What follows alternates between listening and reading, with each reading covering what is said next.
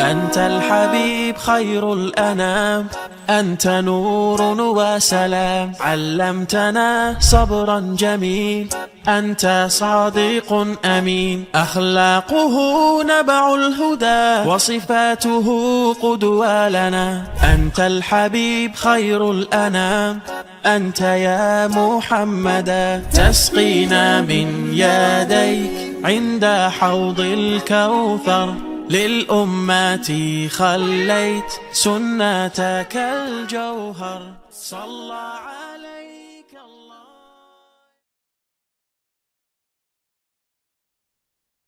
Komunikasi dari hati, webinar persembahan Meaningful Ways, rasakan jalannya, temukan maknanya. Bismillahirrahmanirrahim. Allahumma inna nas'aluka ilman nafi'an wa na'udzubika min ilmin la yanfa'.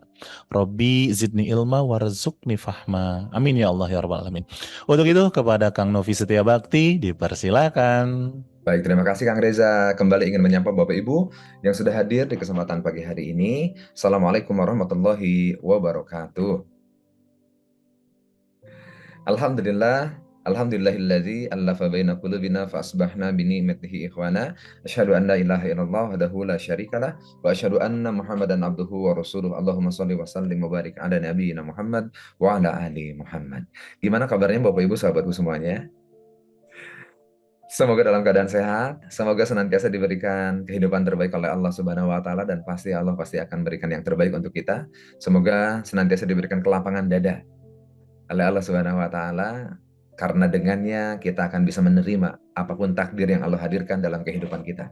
Baik dan buruk itu hanyalah kacamata kita saja, sejatinya dalam pandangannya Allah, dalam pilihan dan ketetapannya Allah, semua aja adalah baik dan pasti itu yang terbaik. Oleh karena itu mudah-mudahan kita menjadi pribadi yang selalu dikaruniakan lapang dada. Ini penting banget agar kehidupan kita menjadi semakin tenang, agar kita semakin tidak banyak cemasnya Bapak Ibu sahabatku semuanya, agar kemudian kita senantiasa memberikan sikap terbaik atas apapun yang Allah hadirkan dalam kehidupan kita, agar kita pun juga menjadi pribadi yang banyak bersyukur, karena hanya dengan syukurlah kita bisa menikmati kehidupan kita hari ini, besok, mudah-mudahan Allah masih kasih umur kepada kita, dan seterusnya. Hanya dengan syukur kita akan diberikan kebernikmatan oleh Allah Subhanahu wa taala yang berlipat ganda dari apa yang sudah kita dapatkan hari ini. Walaupun syukur balasan dari Allah tentu saja bukan hanya bilangan kuantitas saja, bukan hanya bilangan angka saja, tapi balasan daripada Allah Subhanahu wa taala atas kesyukuran kita adalah sangat memungkinkan Allah akan lipat gandakan keberkahannya. Jadi bukan berarti angkanya akan bertambah, jumlahnya akan bertambah, tapi bisa jadi adalah kenikmatan itu sifatnya adalah kualitas. Kualitas hubungan kita dengan pasangan semakin dekat. Kualitas hubungan kita dengan anak-anak kita semakin hangat. Kualitas pekerjaan kita juga semakin bisa kita maknai. Kualitas kehidupan kita semakin bisa kita nikmati dalam setiap episodenya. Itu adalah buah daripada kesyukuran kita. So, pagi hari ini juga mari kita langitkan rasa syukur kita Bapak Ibu sahabatku semuanya kepada Allah Subhanahu wa taala. Bersyukur banget Allah pilihkan yang hadir pagi hari ini. Ada 363 orang, insya Allah masih terus bertambah.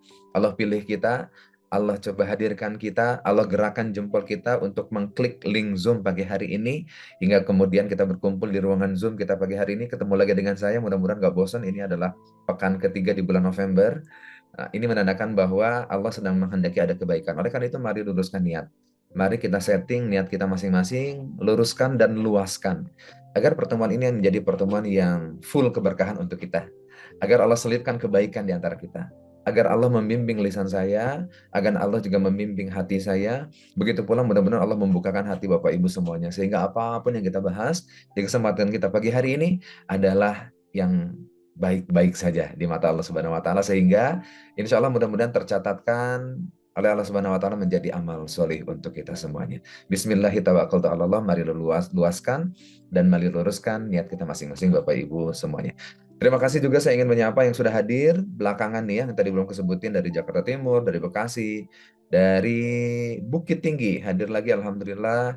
Kemudian dari udah banyak lah ya, insya Allah dari manapun, sedang apapun Bapak Ibu sahabatku semuanya pagi hari ini tetap meaningful, tetap mindful ya. Lagi masak mungkin bisa jadi Kang Reza ya pagi hari ini lagi nyiapin itu tuh apa namanya tumblernya anak-anak, lagi bikin nasi goreng mungkin, lagi bikin roti bakar mungkin, barangkali silahkan lakukan aktivitasnya sebagai bentuk kesyukuran kita pagi hari ini sambil menyimak Zoom kita di pagi hari ini. Baik, yang akan kita bahas sebagaimana yang sudah tadi saya spill di awal bahwa insya Allah pertemuan kita pagi hari ini masih ada pertemuan di bulan November dan ini melanjutkan apa yang sudah kita bahas pada pekan-pekan sebelumnya. Pekan November ini adalah bulan spesial bagi saya, adalah bulan kelahirannya Kang Reza, makanya namanya Reza Cahyadi, nggak nyambung. Ini adalah bulan spesial sehingga kemudian juga materinya insya Allah spesial adalah meaningful communication. Izin share screen terlebih dahulu ya Bapak Ibu ya. Untuk semakin menguatkan lagi, semakin mengikat kembali apa-apa yang sudah kita bahas di pekan-pekan sebelumnya. Sebentar, kemana ini? Oh ini dia. Baik, ini yang akan kita bahas Bapak Ibu. Namun saya sangat menyadari Kang Reza sepertinya pagi hari ini juga ada yang baru join ya. Artinya adalah mungkin pekan kemarin belum join, pekan sebelumnya juga mungkin belum join, baru join pagi hari ini. Sehingga rasa-rasanya perlu dijahit kembali nih apa yang sudah kita bahas agar yang join pagi hari ini nggak kehilangan jejak, nggak kehilangan arah. Ini apa sih yang lagi dibahas? Kan seperti itu. Karena materi di bulan ini saya urutkan. Pekan pertama, pekan kedua, pekan ketiga. Saya urutkan semuanya agar menjadi sebuah materi dan sebuah ilmu yang itu bisa melekat dan mudah difahami. Sekali lagi saya izin akan review dulu sedikit atas pertemuan kita yang sebelumnya. Sekali lagi khawatir banget pagi hari ini ada yang baru join sehingga kemudian biar nyambung kan gitu ya sebagaimana pepatah jaka sembung bawa golok kan gitu ya. Memang dia kerjaannya di hutan nebang pohon gitu ya, jadi bawa golok kemana-mana. Baik, Bapak Ibu sahabatku semuanya, kalau di pekan pertama dulu November, pekan pertama di bulan November ini kita membahas tentang bagaimana hadir sepenuh hati. Ternyata saat berbicara itu butuh hadir sepenuh hati. Ya, dan kenapa hadir sepenuh hati? Ya, kita lagi ngebahas tentang meaningful communication. Meaningful communication. Apa sih yang disebut dengan meaningful communication? Nah, kemarin sudah dibahas banget dan ini coba saya ulang-ulang lagi. Pengulangan itu adalah kunci Bapak Ibu sahabatku semuanya. Repetisi atau pengulangan itu adalah kunci. Sehingga kemudian kalaupun saya coba review lagi, ini bukan hanya untuk memfasilitasi Bapak Ibu sahabatku semua yang baru join pagi hari ini biar nggak kehilangan jejak. Bagi yang sudah dengarkan juga ini akan semakin menguat. Sekali lagi ilmu itu butuh direpetisi, butuh diulang, diulang, diulang, diulang, diulang agar menatapnya jauh lebih lama lagi. Meaningful communication itu apa? Adalah saat kita berkomunikasi melalui bicara kita. Dengan mengutamakan rasa datang dari hati, butuh datang dari hati banget. Penuh tanggung jawab karena bicara ini butuh dipertanggungjawabkan.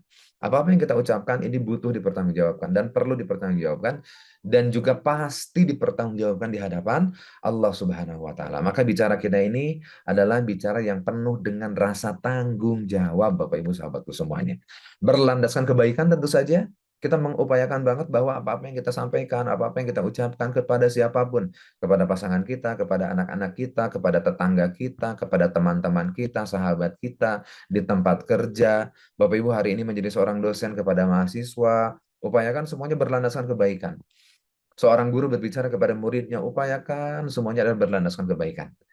Kita ketemu dengan teman-teman di kantor, ketemu dengan pimpinan, kita selalu mengupayakan bahwa bicara kita ini mengandung kebaikan. Anda hari ini menjadi seorang pimpinan, menjadi seorang leader, maka upayakan ketika mengarahkan, memberikan instruksi adalah instruksi dan arahan juga yang bisa selalu mengutamakan kebaikan di dalamnya. Karena kita tidak ingin ada orang yang terjerumus tuh atas apa-apa yang kita sampaikan kepada mereka. Bukan hanya kita akan mempertanggungjawabkan apa yang sudah kita ucapkan, maka jikalaupun ada orang-orang yang terjerumus kepada keburukan bersebab dari lisan kita, maka kita pun juga akan menanggung keburukan yang sama. Nah, oleh karena itu, meaningful communication adalah upaya kita agar bicara ini datang dari hati, penuh tanggung jawab. Karena di dalamnya ada kebaikan, sehingga jikalau ini kita upayakan, Bapak Ibu sahabatku semuanya, akan tercipta saling menghargai. Hargai orang lain sebagaimana kita ingin dihargai oleh orang lain. Dengarkan orang lain sebagaimana kita pun ingin didengarkan oleh orang lain. Sehingga mudah-mudahan terciptalah meaningful communication. Nah, kemudian di pekan pertama kita sudah berbicara bahwa saat berkomunikasi, tolong, please, hadir sepenuh hati. Bicara sama pasangan, bicara sama anak, bicara sama teman, bicara sama mahasiswanya, bicara sama muridnya, bicara sama teman-temannya, bicara sama stafnya, bicara di dalam timnya kalau dalam sebuah lingkup pekerjaan di tempat kerja, bicara dengan atasannya, sebagaimana juga atasan bicara sama stafnya, sama bawahannya, maka selalu jadi pribadi yang hadir sepenuh hati, hadir sepenuh hati, ya. Karena kunci dari komunikasi itu adalah bagaimana kita bisa menata ruang hati kita. Maka jadilah orang-orang yang hadir utuh, sadar penuh. Sebagaimana pagi hari ini mudah-mudahan kita semuanya sadar utuh, hadir penuh, Bapak Ibu ya, untuk hadir di sini agar kemudian juga kita bisa mendapatkan banyak kebermanfaatan. Kenapa sih hati ini menjadi pondasi banget dalam berkomunikasi? Iya, karena hati ini ada penelitian ini Bapak Ibu sahabatku semuanya, kembali menguatkan ya, kembali menguatkan lagi pagi hari ini, bahwa ternyata si hati ini sudah diteliti, dia punya gelombang elektromagnetik, jadi dia memancarkan energi Bapak Ibu sahabatku semuanya. Dan ternyata energi hati ini jauh lebih kencang daripada energi otak kita. Gelombang pancaran elektromagnetiknya itu lebih kencang daripada otak kita, 5.000 kali lebih besar. Sehingga hati ini akan memancarkan sesuatu hal. Makanya kalau ada yang ngomongin aura, kayak Mas Reza kan, kayak Kang Reza ini auranya pagi hari ini udah aur-auran kan gitu ya. Auranya udah bijaksana banget pagi hari ini, udah pakai blazer kan gitu ya. Nah, aura ini ternyata datang itu dari hati, kondisi hati kita. Dan kita pun bisa merasakan orang-orang yang lagi carut marut, yang hatinya lagi dagdikduk, yang hatinya lagi banyak fikir, apa namanya, hatinya lagi banyak yang dikhawatirkan, hatinya lagi nggak sehat, hatinya lagi, ya wes, pokoknya lagi nggak karu-karuan lah. Itu kan kerasa banget. Karena kalau hati dalamnya itu lagi nggak baik-baik saja, biasanya itu akan kemudian menular kepada tubuh kita. Wajah jadi kusam, senyumnya jadi susah, cemberut, dua alisnya ketemu kayak gini, terus kan gitu ya. Bahkan lisannya Bapak Ibu, lisannya itu bakalan banyak berkeluh kesah. Kalau kata orang Cikarang itu jadi luh lah gitu ya. Jadi banyak keluhannya karena dalamnya lagi nggak baik-baik aja. Sehingga kemudian wajar ketika ada penelitian yang menyampaikan bahwa hati ini memancarkan gelombang elektromagnetik. Maka kita pun akan sangat bahagia secara otomatis ketika ketemu dan jumpa, berinteraksi, kumpul dengan orang-orang yang hatinya sehat, hatinya baik. Kita akan ke bawah senang. Dan kondisi hati seseorang yang lagi baik itu, yang lagi sehat itu juga menyehatkan kita. Kita lagi sarardih gitu ya. Lagi banyak yang difikirin, lagi bararingong, lagi sumpek. Terus ketemu seseorang. Seseorang ini yang kondisi hati ini jauh lebih sehat daripada kita. Itu biasanya jadi obat bagi kita, jadi menenangkan. Ya, sebagaimana kemudian kita lagi, kalau lagi banyak yang dipikirin, lagi letih, apa namanya, lagi lemes, lagi um, futur gitu ya, lagi, wes pokoknya kayaknya lagi, aku lagi nggak baik-baik aja, pengen pulang ke rumah orang tua, pengen ngobrol, ketemu mama atau ketemu ayah, kan gitu ya. Dan sesaat sebelum kita ngobrol pun, ketika ketemu udah langsung ces gitu kan ya, karena energi ketulusan dari orang tua kemudian juga itu akan menjalar, hadir ke dalam relung hati kita, memancar Bapak Ibu, sehingga kemudian kita pun akan merasa menjadi adem. Sebagaimana kita ketemu dengan guru-guru kita, guru spiritual misalkan, ketemu kiai kita, ketemu para ustadz kita, para pembimbing kita, para murabi kita, ya, ketika kebijaksanaannya, lisannya, itu menenangkan kita karena pancaran energinya nembus ke kita dan itu memberikan obat bagi kita. Nah, maka hari ini ayo saya mengajak kepada diri saya dan kepada Bapak Ibu sahabat semuanya, ayolah jadilah pribadi yang kemudian bisa memancarkan energi itu sehingga orang itu nyaman dengan kita itu. Orang tuh nempel sama kita. Orang tuh senang kalau ketemu Kang Reza, senang kalau ketemu dengan ibu semuanya, senang kalau ketemu saya. Kita mengupayakan itu semuanya agar kemudian kita bisa menjadi seseorang yang penuh kebermanfaatan. Dan ini berawal daripada hati, Bapak Ibu, sahabatku semuanya. Dan di penelitian itu menarik. Di penelitiannya itu menyampaikan bahwa gelombang elektromagnetik ini dipancarkan sejauh 1 sampai 3 meter. 3 meter ya, bukan 3 kilometer. Itu kejauhan kalau 3 kilometer. 1 sampai 3 meter. Ya lumayan jauh lah 3 meter itu. Dan energinya itu luar biasa. Ya kayak kita lah ketemu dengan sahabat yang udah lama nih. Udah nggak lama kok nggak ketemu. Ketika kita ketemu, di jarak 2 meter aja dia udah misalkan dengan antusiasnya, dengan hebohnya mengungkapkan rasa kangen dan rindunya kepada kita, kan energinya nyampe ke kita gitu ya. Nah, ini menandakan bahwa si hati ini menjadi tempat keluarnya lisan, si hati ini menjadi tempat cerminan bagaimana kita berperilaku. Maka, ayo mari kita upayakan menjaga hati kita. Sebagaimana tanaman yang perlu disiram, perlu dipupuk, perlu dikasih booster agar dia tumbuh berkembang, daunnya juga bagus. Kalau dia berbuah, berbuahnya juga menghasilkan buah yang banyak, maka butuh dijaga, dipelihara, dikasih nutrisi. Ya, sebagaimana hati ini, Bapak Ibu sahabatku semuanya, hati ini kalau dibiarkan dia akan kering, dia akan sakit, dan tidak menutup kemungkinan kalau dia tidak di-maintain, kalau tidak dipupuk, maka dia pun akan menjadi hati yang mati, hati yang akan menolak kebenaran, hati yang menolak kepada kebaikan. Ah, ini naudzubillah, kita nggak mau banget di situ. Dikatain sama orang, dikatain sama dikata-katain beda ya. Dikatain itu maksudnya dinasehati. Aku lagi bete, butuh tausiah. Aku lagi bete nih, lagi butuh taujih, kan kayak gitu ya. Dan ketika seberapa banyak pun nasihat dari orang, kalau hati ini sudah mati, itu nolak Bapak Ibu, susah. Dan jangan sampai kita ada di posisi itu. Maka hati ini, agar dia bisa memancarkan aura kebaikan, aura positif bagi orang lain, maka ini juga butuh kita jaga, butuh dikasih nutrisi. Nutrisinya apa? Dengan banyak mengingat Allah, dengan zikrullah, dengan banyak tilawah, menargetkan diri kita untuk punya wirid tilawah kita sehari, berapa lembar, berapa halaman, berapa ayat, berapa juz. Itu adalah upaya kita agar hati ini menjadi hidup, menjadi sehat, dan menjadi hidup. Karena kita pengen banget hati ini bisa memancarkan energi kebaikan bagi orang lain. Jadi kalau bisa tuh orang kalau ngelihat kita itu, seseorang melihat diri kita, bawaannya itu kebaikan gitu. Karena emang ada Kang Novi yang kayak gitu. Ada loh, kalau ketemu orang-orang baik kan auranya kita jadi kebawa pengen berbuat kebaikan. Energi kebaikan itu nyedot kita gitu, Bapak Ibu sahabatku semuanya. Dan energi itu datangnya dari hati. Hati itu adalah hati yang senantiasa terus terkoneksi dengan Allah Subhanahu wa taala, dengan banyak berzikir, dengan banyak mengingat nama Allah, disirami dia dengan banyak bertilawah. Nah, yuk mari kita cek harian-harian kita hari ini. Sudahkah bertilawah pagi hari ini? Barang seayat, barang 2 ayat, barang selembar 2 lembar. Gitu ya. Itu adalah upaya kita untuk menghidupkan hati kita.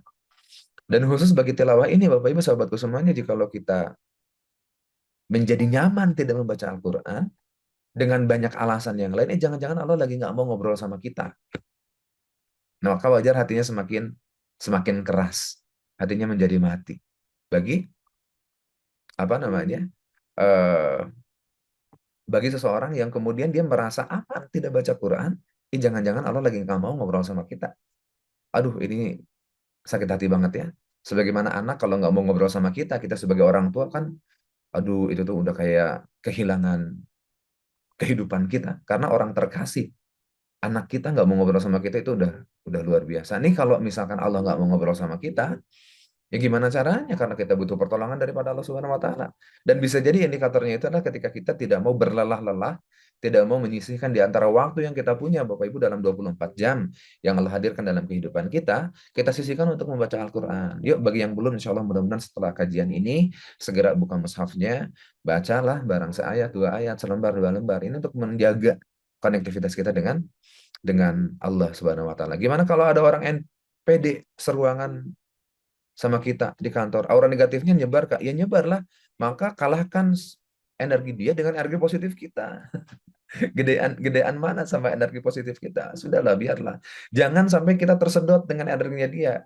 Tersedot tuh kayak gimana? Kita jadi ya elah, segitu aja diomongin. Nah, kalau kita udah bilang kayak gitu, ya udah kita tersedot dengan dia ya. Mari kita kuat-kuatan memancarkan apa namanya energi kebaikan. Nah, hati ya Bapak Ibu ya, ini penting banget karena hati adalah sumber sumber keluarnya energi.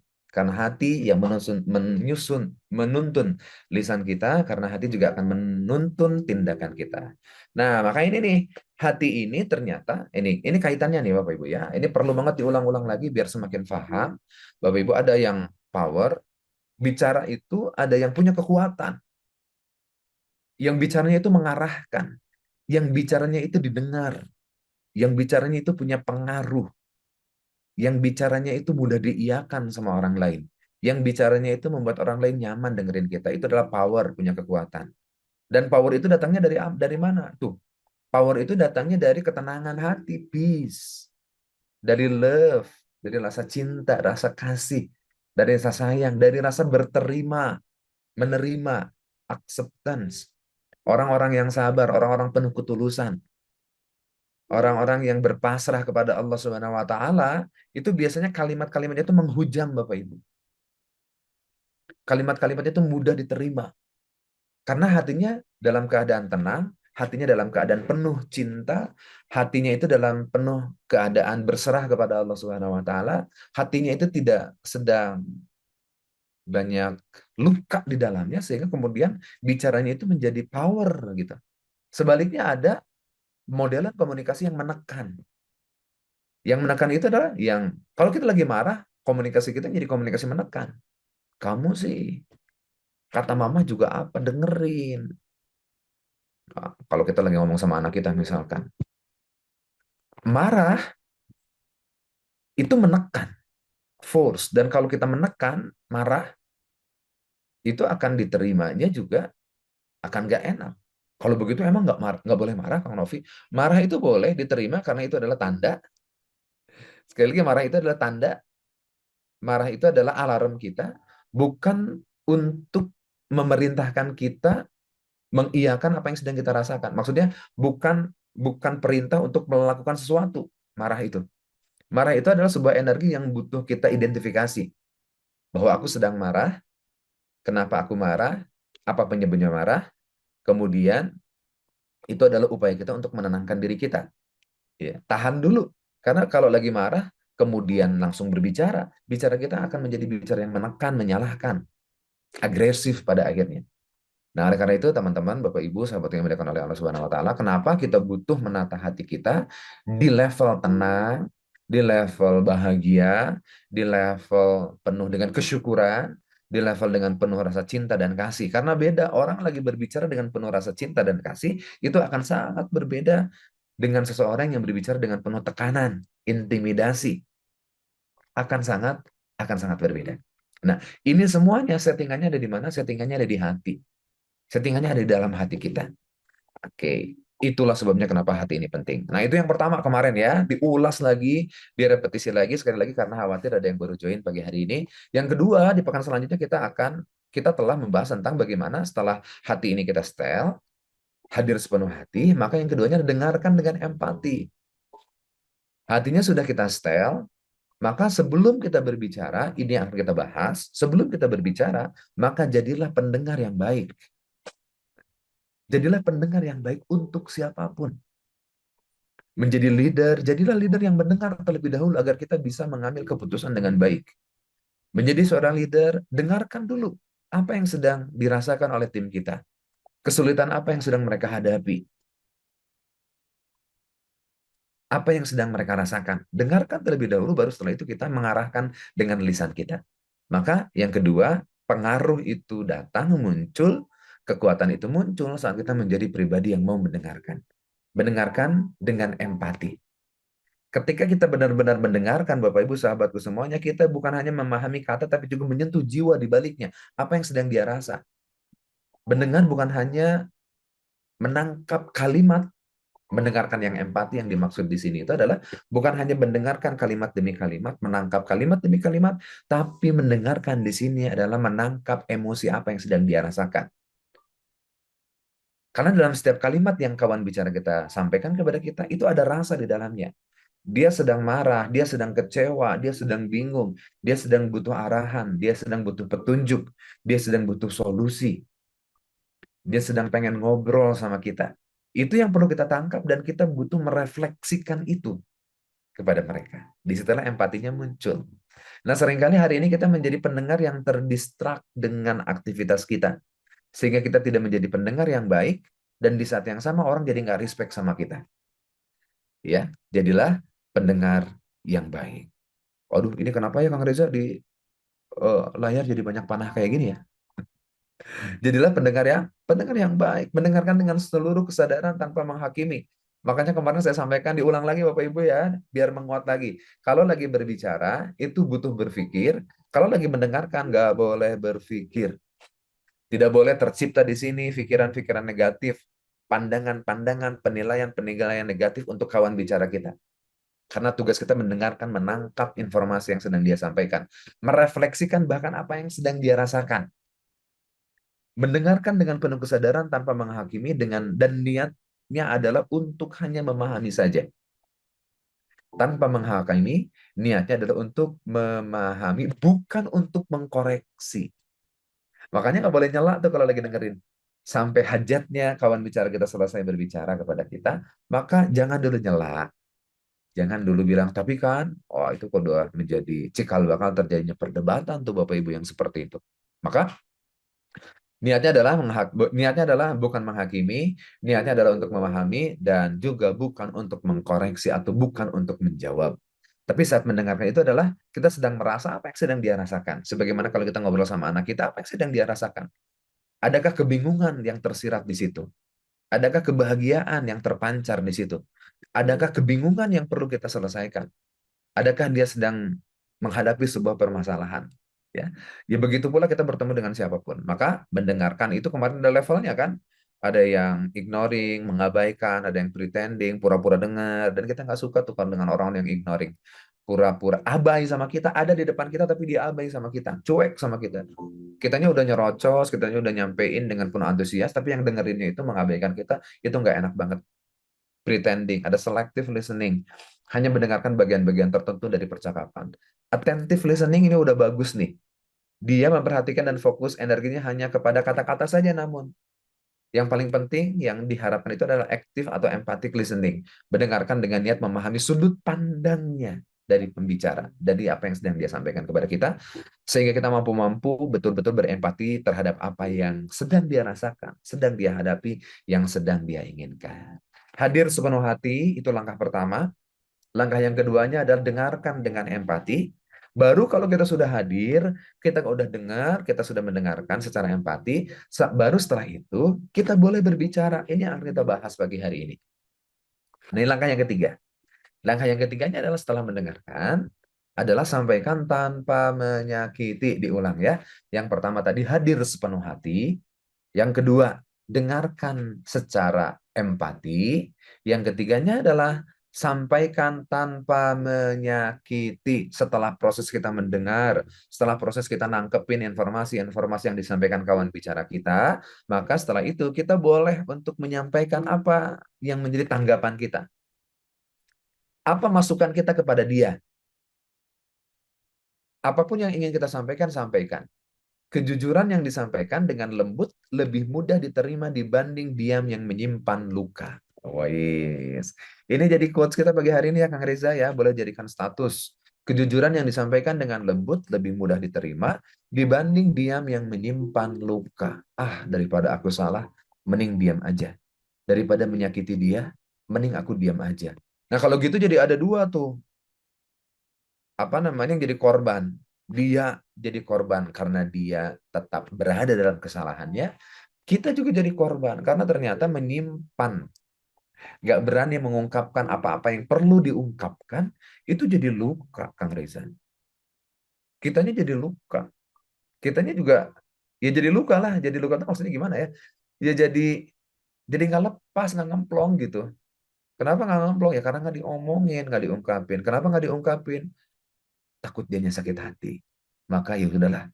Aku tahu sih sebetulnya ada yang perlu diperbaiki dari diri dia. Tapi dia kan leader. Dia kan atasan. Dia kan bestie. Ketimbang dia sakit hati, udahlah disimpan aja. Ah, ini jadi korbannya dua tuh. Yang pertama dia korbannya karena kita tahu ada kesalahan yang perlu disampaikan. Yang keduanya yang jadi korban diri kita. Karena menyimpan apa-apa yang tidak semestinya kita simpan. Gitu. Nah, maka pagi hari ini kita akan ngobrolin mudah-mudahan di waktu yang apa namanya? Dengan waktu yang pas, kita akan menyampaikan tanpa menyakiti. Masalahnya dia selalu berdalih ketika kita menyampaikan apa yang kita rasa. Nah, dirapihin dulu, jangan-jangan menyampaikannya kurang tepat, timingnya kurang tepat. caranya kurang tepat, sudut pandangnya kurang tepat. Jangan-jangan itu yang terjadi. Karena menyampaikan apa adanya, kalau nggak pakai runutan sistematika bagaimana menyampaikannya, orang malah akan tercipta persepsinya, aku disalahin, gitu. Nah, maka wajar kalau dia menjadi membela diri, mempertahankan dirinya, karena mungkin bisa jadi maksud kita baik, tapi cara kita kurang tepat. Maksud kita baik, tapi waktu menyampaikannya juga belum tepat. Sehingga kebaikan yang kita upayakan, yang kita niatkan, tidak diterima dengan baik karena caranya salah, karena bisa jadi waktunya kurang kurang pas. Gitu ya. Nah, apa-apa yang kita bahas di kesempatan kita pagi hari ini adalah upaya kita karena ini yang bisa kita kendalikan. Kang Novi, apakah 100% berhasil? Saya tidak menjamin. Karena ya sikapnya kawan bicara kita, perilakunya kawan bicara kita kan di luar kendali kita. Tapi kita mengupayakan apa-apa yang ada dalam kendali diri kita. Dengan cara apa? Mengungkapkan, menyampaikannya dengan cara yang terbaik yang bisa kita lakukan. Perkara dia berubah apa enggak, itu kan bukan lagi urusan kita. Yang penting kita sudah menyampaikan. Yang penting kita sudah memberitahukannya. Yang penting kita sudah mengungkapkannya dengan cara yang terbaik, di momentum yang tepat, dengan gaya juga yang bisa difahami dan bisa diterima. Kalau dianya nggak berubah, Kang Novi udah sampai nggak berubah, ya udah biarin saja karena itu di luar kendali kita. Hidayah itu kan hanya milik Allah Subhanahu Wa Taala, betul ya Bapak Ibu ya? Hidayah itu adalah miliknya Allah Subhanahu Wa Taala. Kita hanya mengupayakannya saja, sehingga mudah-mudahan ada kebaikan yang tetap tersampaikan kepada seseorang. Jangan disimpan begitu saja. Sering kalau ngobrol sama suami kayak ngomong sama tembok, ngomong sendiri. Coba itu Bu Hasuti ikut kajian, coba ke sini Meaningful Ways tuh suaminya. Atau nggak dikencengin ini suaranya biar kedengeran. Jangan gitulah, kasihan atuh. Itu istrinya seperti dianggap kayak tembok ya. Gak enakan. Tapi Kang, kalau dibilang diungkap berulang nanti kita mengungkit terus. Ya, tugas kita menyampaikan, ya sudah, sampaikan, ingatkan, sampaikan, ingatkan. Itu makanya tadi itu caranya, waktunya butuh kita timang, ya. Caranya butuh kita timang. Baik, oke, kita lanjut ya. Ini akan kita bahas pagi hari ini, sampaikan tanpa menyakiti. Karena kita butuh jujur dengan diri kita agar kita sehat. Karena kita juga butuh jujur sama orang lain agar dia juga tahu ngerti apa yang perlu diperbaiki. Akan tetapi, kenapa kita butuh jujur? Kita butuh mempertimbangkan cara dan konten dari apa yang kita sampaikan. Ini sudah kita pernah kita bahas ya. Karena kalau kita ngomong asal jeplak juga Bapak Ibu, asal asal menyampaikan tanpa kita timang, tanpa kita upayakan nilai kebaikan yang ada di dalamnya, kita juga takut banget yang terjerumus. Karena kata Rasulullah Shallallahu Alaihi Wasallam, sesungguhnya ada seorang hamba yang berbicara dengan satu perkataan yang tidak difikirkan bahayanya terlebih dahulu. Nah, ini makanya kan meaningful communication itu adalah bicara yang punya tanggung jawab, artinya difikirin terlebih dahulu dampaknya dan seterusnya. Sehingga membuatnya, kata Rasulullah SAW, dilempar ke neraka dengan jarak yang lebih jauh daripada jarak timur dan barat. Karena apa? Karena bicara. Dia bicara sih, tapi bicaranya nggak dipikirin dulu. Dia menyampaikan, tapi menyampaikan dengan cara yang kurang tepat. Sehingga alih-alih akan ada kebaikan yang tersambung di situ, malah yang tercipta itu adalah menjerumuskan kita. Ini nggak ingin kita ada di level yang ini. Nah, kenapa sih kita butuh jujur? Kenapa kita butuh menyampaikan apa adanya? Lah, kita juga sudah diingatin banget sama Rasulullah SAW. Katakan kebenaran itu walaupun pahit. Sampaikan. Butuh disampaikan, butuh. Kan ini kebaikan, ini kebenaran.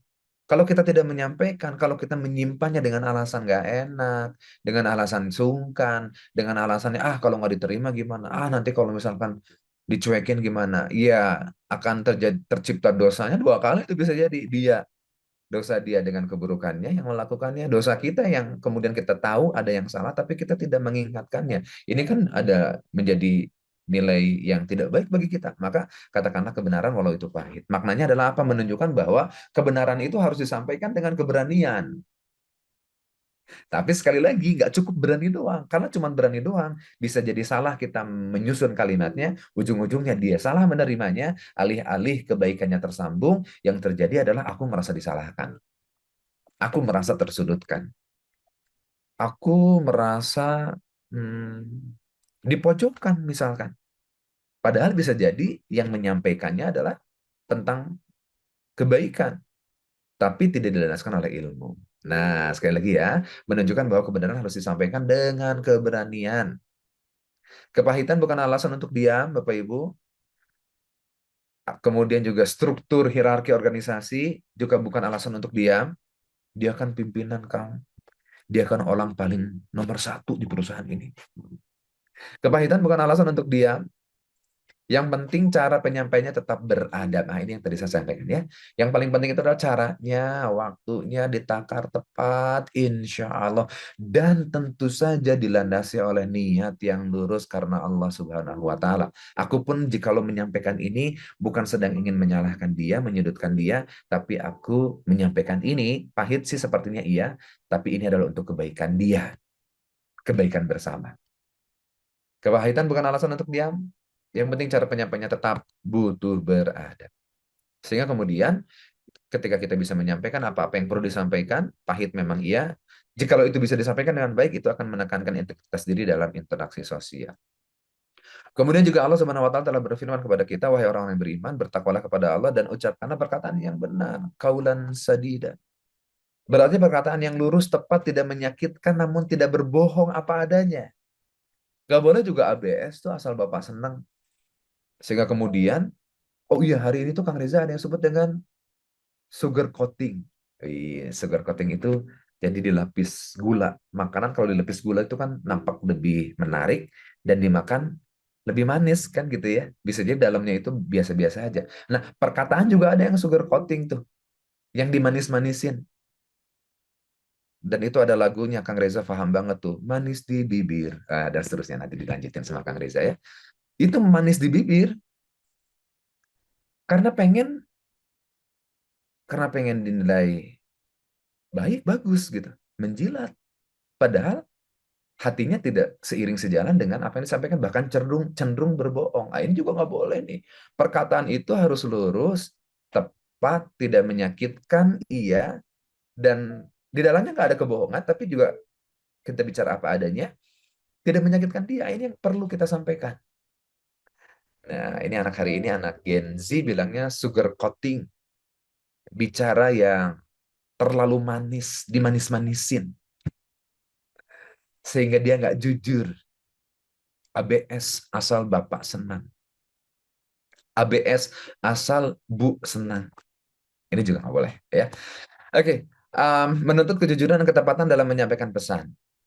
Ini juga butuh tepat memang dengan cara yang jujur. Nah, ini adalah menjadi dalil bagi kita. Intinya adalah bahwa yang pertama kita didorong untuk berbicara jujur dan tidak menutupi kebenaran. Ini yang pertama ya. Kenapa kita butuh berbicara tanpa menyakiti. Namun penyampaiannya memang butuh penuh adab, lembut, tidak menyakiti, selaras dengan prinsip asertif. Nah, asertif ini yang akan kita bahas pagi hari ini. Menyampaikan kebenaran dapat terasa pahit, tapi ia seperti jamu yang menyehatkan. Jamu itu pahit, tapi banyak dicari.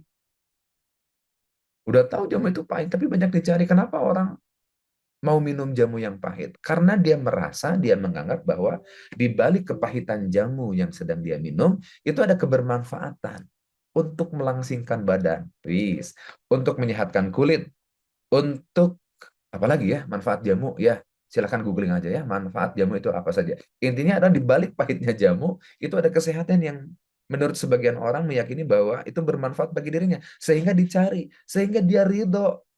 Sepahit apapun itu jamu, dia ridho untuk meminumnya. Nah, maka kebenaran itu akan terasa pahit jikalau dia menyinggung ego. Tapi sejatinya itu akan menyembuhkan. Kalau kaitannya hubungan, itu akan menyembuhkan. Kalau kaitannya dalam konteks berorganisasi, berjamaah, itu adalah menyembuhkan hubungan dalam jangka panjang. Bahkan, orang akan berterima kasih itu semestinya sama kita. Karena kita pada akhirnya dikasih tahu apa-apa yang semestinya kita lakukan. Apa-apa keburukan yang tidak kita identifikasi ada pada diri kita. Dikasih tahu sama orang. Maka mestinya kita berterima kasih. Karena ada loh Bapak Ibu sahabatku semuanya. Dan kita bukan hanya ada, dan kita butuh mata orang lain untuk melihat keburukan, kekurangan diri kita. Karena dua mata kita ini tidak cukup untuk melihat, menilai, memperhatikan, menganalisa keburukan pada diri kita sendiri. Maka kita butuh matanya orang lain. Maka dengarkanlah pendapat dari orang lain. Dengarkanlah masukan dari orang lain. Dengarkanlah masukan yang keluar dari lisan pasangan Anda. Dengerin. Itu akan menyehatkan. Dan kita akan berterima kasih. Karena ada orang-orang yang peduli, ada orang-orang yang kasih dengan cintanya hadir di tengah kita. Dia menyampaikan kebaikan-kebaikan untuk kita sebagai landasan loving kindness. Nah, kemarin kita sudah sampaikan. Jadi bicara kita ini butuh ada loving kindness-nya. Berlandaskan atas kebaikan dan rasa cinta. Sehingga kemudian ketika kita berbicara kepada anak kita, kepada pasangan kita, kepada teman kita, pimpinan kepada stafnya, kalau di dalamnya ada loving kindness, maka kebaikan yang diupayakannya itu ada tidak akan menyinggung perasaannya. Pahit memang, tapi dia akan berterima kasih. Sekali lagi kata kuncinya di caranya. Makanya nanti kita di ujung nanti saya akan coba sharingkan yang bisa kita upayakan ada sistematikanya kayak gimana tuh agar bisa diterima, agar tidak disalah terimakan sama sama apa namanya kawan bicara kita, agar tidak disalahartikan sama kawan bicara kita. Kalau berkomunikasi dengan orang yang nggak suka sama kita atau melihat kita dengan pandangan benci sama kita, apakah langkah komunikasinya sama, Kang? Sama, sama. Dia dengan kebenciannya sama kita, apalagi kebencian yang tidak beralasan, dia dengan ketidaksukaannya sama kita, apalagi atas ketidaksukaan yang tak beralasan, maka sejatinya dia sedang menunjukkan kualitas dirinya. Sehingga kita, Bu Melinda, jangan kemudian melakukan dan merespon dengan hal serupa. Karena kalau begitu, kita sedang menunjukkan kualitas yang sama dengan dia. Kualitas kita beda sama dia. Kita barang ori nih, dia KW. Udahlah, nggak apa-apa dia nggak suka sama kita, dia ketus sama kita. Tapi kita menunjukkan energi kita. Dan di pekan kemarin kan kita sudah sampaikan, saya sudah sampaikan bahwa energi loving kindness. I understand you, aku paham kamu lagi benci sama aku. Kemudian apa? I pray for you. Aku berdoa untukmu. Doa ke dalam hati, ya Allah, rasa-rasanya sih aku belum berbuat salah sama dia. Tapi ya begitulah respon yang dia pilih untukku, ya Allah. Ya Allah, mudah-mudahan lapangkan hatinya, luaskan rezekinya. Coba doakan yang baik-baik untuk dia. Dan lo itu akan memantul balik sama kita. Dan perhatikan akan terjadi keajaiban ketika kita mampu berupaya untuk mendoakan bahkan orang yang membenci kita. Nggak mudah memang, tapi kita boleh memilih itu. Sekali lagi, Bu Melinda, dia boleh benci sama kita, dia boleh dengan pandangan sinis sama kita. Yang penting itu adalah biarlah dia dengan kualitas dirinya, tapi mari kita tunjukkan kualitas diri kita. Jangan melakukan hal serupa. Jangan melakukan hal serupa. Tapi kan yang dia omongin itu salah semua, Kang Novi. Dengerin dulu. Kan tadi stepnya ya. Hadir sepenuh hati, dengerin. Baru setelah mendengarkan, ini saatnya kita untuk menyanggah. Untuk mengklarifikasi apa-apa yang dia sampaikan, kalau itu memang salah yang dia sampaikan kepada kita, atas praduganya dia saja, atas persepsinya dia saja, maka saatnya sekarang kita merespon dengan ucapan yang terbaik yang kita upayakan. Gitu ya, Bu Malinda. Kalau orang lain yang menekan kita saat berkomunikasi hingga bikin kita sedih, bagaimana cara mengkondisikan hati? Ya itu tadilah, I understand you, I pray for you, I help you. Ya, kita mungkin akan menjadi sakit, ya, kita akan menjadi sedih. Ya, terima dulu ya, nggak apa-apa lah, ungkapkan saja dulu di saat yang sama, saat kita sedih, saat kita marah ditekan orang lain. Tapi jangan dulu merespon saat kita sedih dan saat kita marah. Kita butuh menenangkan diri kita terlebih dahulu. Dengan cara apa? Ini kan di materi yang dulu-dulu tuh dengan menenangkan diri, ya, atur nafas. Tarik nafas, menenangkan diri sambil terkoneksi kepada Allah Subhanahu wa taala, sambil dengerin, tetap mendengarkan. Sambil beristighfar gitu kan ya. Baru setelah itu kita kalau sudah tenang, saatnya kita nanti merespon, memfeedback. Gimana caranya? Ini yang akan kita bahas pagi hari ini. Gitu ya. Saya kalau bicara sama suami, ujung-ujungnya berantem. Kenapa ya? Satu, ada energi loving kindness nggak di dalamnya? Jangan-jangan nggak ada energi loving kindness. Makanya tadi ada force, ada power. Jangan-jangan force nih, menekan. Jangan-jangan ada kebencian di dalamnya. Sehingga kalau ada kebencian di dalamnya, energi benci di dalamnya, maka cenderung dia akan menyalahkan. Dia melindungi diri dan dia akan menyalahkan orang lain. Jangan-jangan saya nggak tahu ya apa yang terjadi dengan Bu Armi di Bekasi. Tapi itu yang perlu dievaluasi. Bagaimana cara kita berkomunikasi? Adakah loving kindness di dalamnya? I understand you. Aku paham kamu. Istri bilang, aku paham kamu adalah kepala keluarga di sini. Maka aku butuh hormat kepadamu. Karena itulah yang diajarkan. Selama engkau tidak mengajarkanku kepada kemusyrikan, kesyirikan, selama tidak mengajarkanku untuk kemudian juga bermaksiat kepada Allah Subhanahu wa taala, maka engkau adalah imamku, aku turut, aku panut kepadamu. Itu dulu tuh, sadar posisi berarti. Suami juga sama, jangan mentang-mentang itu istri adalah ya makmumnya, maka mentang-mentang si paling imam juga enggak. Itu adalah istri yang dihadirkan oleh Allah Subhanahu wa taala yang perlu kita bimbing, kita butuh juga menjadikan teladan baginya. Nah, apakah kesadaran akan peran fungsinya masing-masing. Yang kedua, jangan-jangan gaya bicaranya nih. Itu yang perlu kita juga telusuri. Adakah loving kindness nggak di dalamnya? I understand you. I pray for you. Aku berdoa kepadamu, Mas, dalam hatiku agar engkau selalu dibimbing. Si Mas juga sama. Aku pun berdoa kepadamu agar engkau menjadi seorang istri yang senantiasa diberikan kekuatan dalam mengurus rumah tangga dan seterusnya. Nah, ini yang saya maksud dengan energi loving kindness. I understand you. I pray for you. I help you. Apa yang bisa aku bantu? Gitu. Memang nggak semudah yang saya sampaikan, iya. Tapi kita berupaya dan saya pun lagi belajar untuk hal itu. Memang nggak mudah, tapi perlu kita upayakan. Karena ini respon yang bisa kita pilih, Bapak Ibu. Sahabatku semuanya. Kita lanjut ya. Kita lanjutin. Nah, ada Journal of Social and Personal Relationship. Menunjukkan bahwa kemampuan menyampaikan apa yang ada dalam perasaan diri kita, menyampaikan apa yang perlu kita sampaikan secara sehat, itu meningkatkan keterhubungan, kelekatan, mengurangi stres relasional, dan memperbaiki kualitas kerjasama kalau itu dalam tim, dalam organisasi. Ketika seseorang mampu berbicara dari hati, apa adanya, jujur tanpa ditutup-tutupi, nggak pakai sugar coating, nggak dimanis-manisi, hubungannya akan menjadi lebih aman, lebih terbuka, dan saling mendukung, bahkan bisa jadi berterima kasih karena kita sudah menyampaikan apa-apa yang tidak dia sadari, telah menyampaikan apa-apa yang tidak dia pahami atas dirinya, berkaitan dengan kekurangan, berkaitan dengan hal-hal yang itu tidak ada pada dirinya. Nah, ini juga ternyata akan meningkatkan kualitas relasi yang baik. Dalam hubungan berumah tangga, dalam hubungan bersosial, dalam hubungan organisasi, itu sama. Ya, Bapak Ibu sahabatku semuanya. Nah, mudah-mudahan sekali lagi, kita menjadi pribadi yang senantiasa mampu berbicara apa adanya. Kenapa ini penting dan perlu kita jaga? Karena konflik itu sering lahir dari emosi yang tidak dikelola, bukan dari isi pesan. Jangan-jangan bukan isi pesannya. Makanya tadi yang ibu siapa tadi ya? Yang kalau ngomong sama suami kok ujung-ujungnya jadi marahan. Bukan isi pesannya nggak bagus. Jangan-jangan emosinya yang tidak dikelola. Jangan-jangan hati dalamnya yang tidak dikelola. Jangan-jangan intentionnya yang tidak terkelola. Intention itu niatnya. Niat yang mendorong kita menyampaikan itu niatnya apa? Niat ingin cari kebaikan bersama atau niat ingin nyalahin. Kalau ada niat ingin menyalahkan, maka beda kok. Lagi-lagi rasa sih, ini yang ngomongin rasa Bapak Ibu ya. Karena kalau di dalamnya intention itu kan di dalam ya, di dalam hati kita. Kalau kita ngomonginnya intention dan intention kita ingin nyalahin pasangan kita, maka beda keluarnya.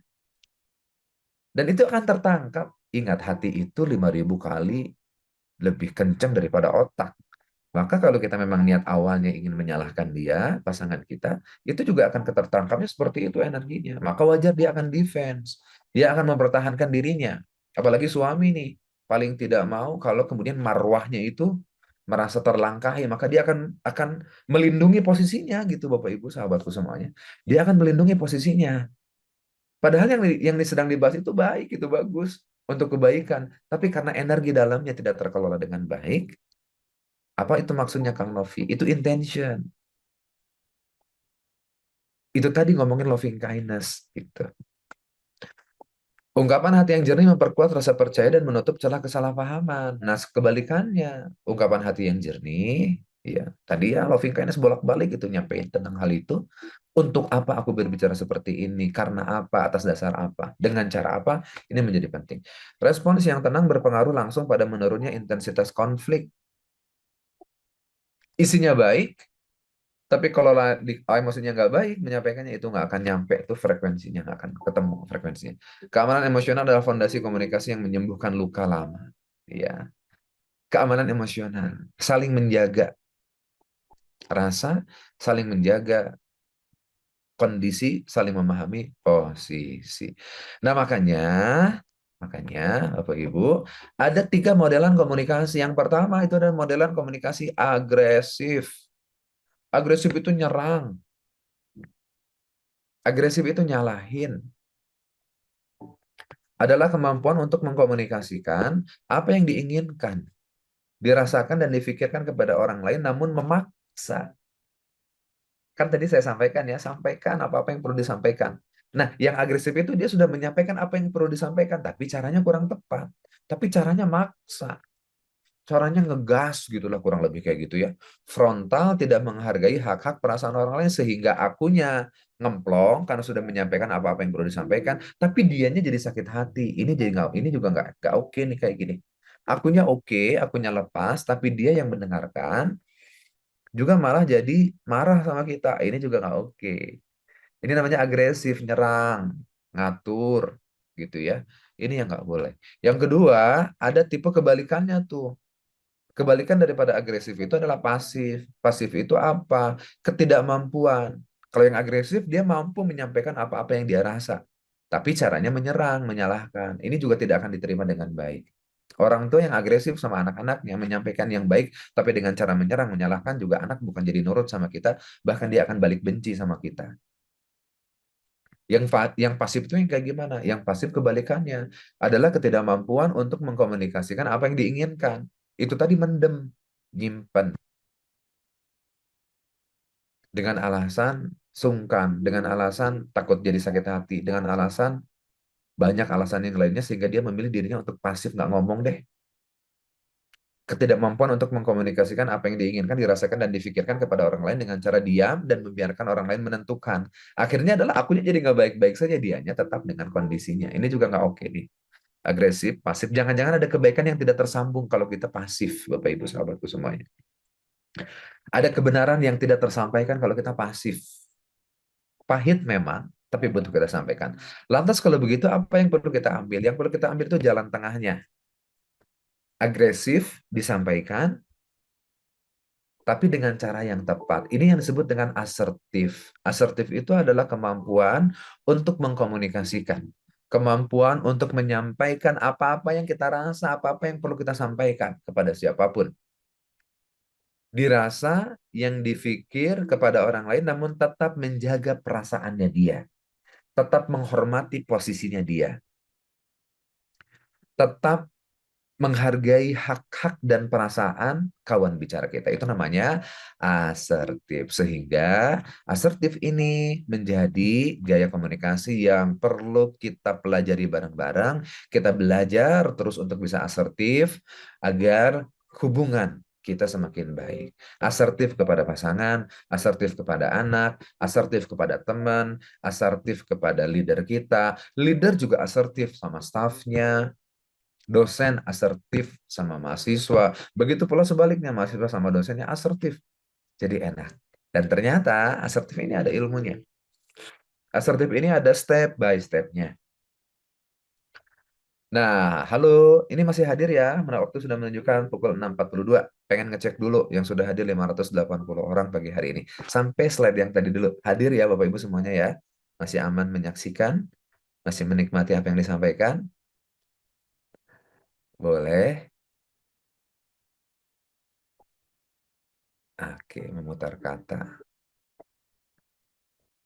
Baik, Alhamdulillah. Waduh, ini banyak. Bagaimana menghadapi orang yang merasa selalu benar saat ada kesalahan ketika berusaha ditabain tetap saja merasa benar.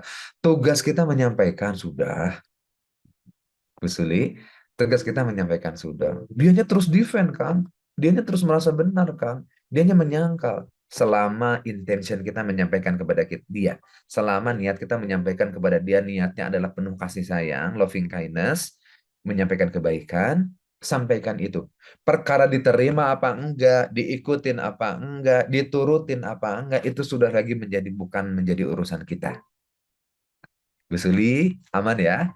Kalau kita sudah menyampaikan dengan cara terbaik yang bisa kita upayakan, dianya nggak dengar, Kang. Dianya nggak mengikutin, Kang. Dianya tetap kekeh dengan pendapatnya, Kang. Bahkan cenderung membela dirinya. Sudah saja. Itu kendali kita ada di situ. Itu ada kendali dia. Makanya kan ada I pray for you. loving kindness itu, maka kita berdoa kepada Allah Subhanahu wa taala yang Maha membolak-balikan hati.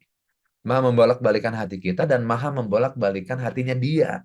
Doa sama Allah ini kekuatan paripurna nih, ya Allah.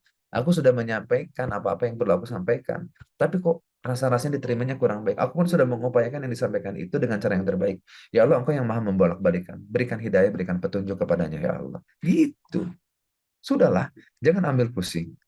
Gitu ya, Bu Suli. Yang penting kita sudah lepas kewajiban kita untuk menyampaikan apa-apa yang perlu kita sampaikan kepadanya. Jangan sampai dia terjerumus, jangan sampai dia tetap berada dalam keburukannya. Lah, Rasulullah SAW aja kepada pamannya kan kita tidak bisa memaksakan jalan kebaikan ya, apalagi kita. Oke, baik, terima kasih masih hadir ya. Sedikit lagi ya, sedikit lagi, sedikit lagi. Nah, eh, Bapak Ibu siapkan alat tulisnya boleh, handphonenya juga boleh. Ini sedang menguji seberapa asertif kita. Sekali lagi, asertif itu adalah ketika kita berani bicara apa adanya. Karena saya meyakini dari 580 orang yang hadir pagi hari ini, bisa jadi masih belum banyak yang asertif. Masih ada yang, aduh, kalau ngomong tuh malu, takut. Nah, sekarang yuk kita cek seberapa asertif Anda. Caranya gimana? Baca pertanyaan ini. Saya akan bacakan beberapa pertanyaan, bukan pertanyaan, pernyataan dan pertanyaan bisa jadi sifatnya. Bapak Ibu tolong dalam setiap statement yang saya ucapkan kepada Bapak Ibu sahabatku semuanya, cuma jawab ya atau tidak gitu ya. Misalkan statement satu saya bacakan, Bapak Ibu ya atau tidak. Itu menggambarkan diri saya atau tidak. Setuju apa tidak? Kurang lebih seperti itu ya. Antara ya atau tidak, ya atau tidak. Maka siapkan alat tulisnya. Nanti kita akan butuh ada perhitungan sedikit ya. Dihitung juga boleh lah ya. Atau dituliskan juga boleh di handphone juga boleh. Monggo silakan. Atau di kolom chat juga bilang ya atau tidak juga monggo silakan. Makin jujur makin bisa semakin menggambarkan kondisi diri kita. Yang pertama, saya adalah orang yang nyaman bertemu dengan orang baru dalam situasi sosial. Coba, itu adalah diri Anda, ya atau tidak? Saya nyaman bertemu orang baru dalam situasi sosial. Saya termasuk yang belum terlalu nyaman. Saya itu kalau mesin kayaknya mesin diesel. Diesel itu kan cepet, apa namanya, lama panasnya ya, nggak langsung gas gitu kan. Nah, yuk silakan Bapak Ibu sahabatku semuanya, direspon, dicatat, apakah saya tipe orang yang nyaman kalau ketemu orang baru dalam situasi apapun? Yang kedua, saya dapat mengatakan tidak tanpa merasa bersalah atau cemas. Jadi kalau saya bilang tidak, ya udah lepas gitu aja. Ataukah saya menjadi orang yang kalau udah bilang tidak, jadi cemas tuh. Jadi takut, jadi merasa bersalah. Enggak, itu nomor dua. Nomor tiga, saya adalah orang yang dapat mengekspresikan perasaan yang kuat, seperti marah, kecewa, frustasi, sedih, dan seterusnya. Apakah itu diri Bapak Ibu sahabatku semuanya? Ya atau tidak? Selanjutnya, saya dapat mendiskusikan keyakinan saya tanpa menghakimi mereka yang tidak setuju dengan saya. Saya dapat mendiskusikan keyakinan saya tanpa menghakimi mereka yang tidak setuju dengan saya. Saya dapat mengakui dan bertanggung jawab atas kesalahan saya sendiri. Saya dapat mengakui, tanggung jawab, gentle, dan bertanggung jawab atas kesalahan saya sendiri. Ya atau tidak? Satu, dua, tiga, empat, lima. Lanjut. Tadi berarti ada lima ya. Tolong dicek iya-nya berapa, tidaknya berapa. Selanjutnya yang keenam, saya merasa mampu mempelajari hal-hal baru dan melakukan tugas-tugas baru. Sekali lagi, saya mampu mempelajari hal-hal baru dan melakukan tugas-tugas baru. Ya atau tidak? Saya dapat dengan mudah meminta bantuan dan informasi dari orang lain. Itukah diri Bapak Ibu? Ya atau tidak? Saya adalah orang yang mudah meminta bantuan. Ada kalanya loh orang tuh untuk minta bantuan, aduh sungkan, nggak mau, nggak berani. Lebih baik diam, lebih baik nggak minta kalau dia tidak menghulurkan tangannya terlebih dahulu. Nah, sekarang tolong cek saya, Anda, Bapak Ibu, sahabatku semuanya, dapat dengan mudah meminta bantuan dan informasi dari orang lain atau tidak. Selanjutnya, saya dapat mengekspresikan pendapat jujur saya kepada orang lain, bahkan jika mereka tidak setuju. Yang penting aku sudah mengungkapkan ketidaksetujuanku, pendapatku. Ini jujur apa adanya. Saat orang lain tidak setuju sekalipun. Saya memberitahu orang lain ketika perilaku mereka tidak dapat saya terima. Saya memberitahu orang lain ketika perilaku mereka tidak dapat saya terima? Ya atau tidak? Saya dapat menegaskan keyakinan saya bahkan ketika mayoritas tidak sependapat dengan saya. Ya atau tidak? Masih ada, ya dikit lagi. Saya percaya kebutuhan saya sama pentingnya dengan kebutuhan orang lain dan harus dipertimbangkan. Ya atau tidak? Saya dapat berbicara dengan percaya diri dalam situasi kelompok. Artinya kalau dalam keramaian, dalam rapat, dalam diskusi, saya adalah seseorang yang dapat berbicara dengan percaya diri, mengungkapkan ide gagasan saya, pendapat saya. Apakah itu diri Anda? Tuliskan ya atau tidak. Saya menghargai pengalaman dan kebijaksanaan saya sendiri. Ya atau tidak? Saya nyaman mendelegasikan tugas saya kepada orang lain. Ini yang terakhir. Saya dapat mengekspresikan kemarahan atau kekecewaan tanpa menyalahkan orang lain. Nah, yuk sekarang dijumlahkan. Ya-nya ada berapa, tidaknya ada berapa? Monggo silahkan. Berarti kurang lebih ada berapa ya, saya nggak ngitung ya. Ada 15 ya kalau nggak salah ya. Ada 15 statement. Tolong dicek. Ya-nya ada berapa, tidaknya ada berapa. Kita menghitung ya-nya ada berapa, tidaknya ada berapa. Maksudnya gimana, Kang? Ini hasilnya. Kalau ya-nya lebih dari 10, berarti Bapak Ibu sahabatku semuanya sudah konsisten menjadi seseorang yang punya perilaku asertif. Bicara jujur, berani, nggak mendem, nggak nyimpan, berani berinteraksi dengan orang baru dan seterusnya. Dan mampu mengendalikan banyak situasi sulit dengan baik. Sementara kalau kurang dari 10, berarti kita masih merasa menjadi korban dalam berbagai situasi. Belum siap menghadapi perbedaan dan belum berani mengkonfrontasi untuk membela hak Anda. Ayo belajar asertif. Coba ada di mana Bapak Ibu sudah asertif belum? Ya, 9. Ya-nya 9. Kalau ya-nya 9 berarti kurang dari 10 ya, berarti kita belum cukup asertif. Kalau di atas 10 berarti sudah cukup asertif. Baik, kita lanjutin yang terakhir ya. Waktunya tinggal 10 menit lagi Bapak Ibu sahabatku semuanya. Mudah-mudahan masih stay tune di Meaningful Ways yang kita lagi ngebahas tentang meaningful communication. Yang terakhir, Kang Novi, gimana caranya agar kita bisa asertif? Mengungkapkan apa yang dirasa, apa yang dipikir, menyampaikan kebaikan kebenaran tanpa menyakiti dia. Emang ada caranya? Ada caranya. Berhasil apa enggak? Ini yang bisa kita upayakan. Dia berubah apa enggak? Itu urusannya Allah yang ngasih hidayah sama dirinya. Upaya kita adalah memberikan yang terbaik, mengupayakan lisan yang terbaik, cara yang terbaik dilandasi oleh niat yang terbaik. Saya sebut ini dengan framework asertif, Bapak Ibu sahabatku semuanya. Diawali dari apa? Diawali dari yang pertama. Ini yang sering kali kita lupa. Mulai selalu dengan apresiasi. Maksudnya adalah aku mau menyampaikan sesuatu sama temanku. Aku mau menyampaikan sesuatu kepada pasanganku. Mungkin bisa jadi ini pahit nih kalau disampaikan, tapi di dalamnya ada kebaikan. Selalu awali dengan apresiasi. Karena tanpa itu nanti kesannya akan apa sih ikut campur, apa sih kamu nyalahin. Nah gitu ya. Selalu mulai dengan apresiasi. Bangun suasana positif dulu. Agar kawan bicara merasa dihargai. Contoh kalimat misalkan kalau ini lagi ngomong sama anak kita. Kita mau ngasih sesuatu hal, kita mau ngomong sesuatu sama anak kita. Kita nggak langsung ngasih tahu, nah ini loh ibu tuh udah kesel banget lihat kamu kok nggak berubah-berubah. Ini dong, lakukan ini, lakukan ini, lakukan ini, lakukan ini. Itu bikin anak kita merasa tersalahkan dan merasa tertekan. Bahkan bisa jadi akan semakin menjauh sama kita. Maka mulai dengan apresiasi. Misalkan ayah, ibu tuh senang banget lihat kamu makin hari makin mandiri, punya banyak aktivitas positif di luar rumah. Senang banget. Diapresiasi, dihargai.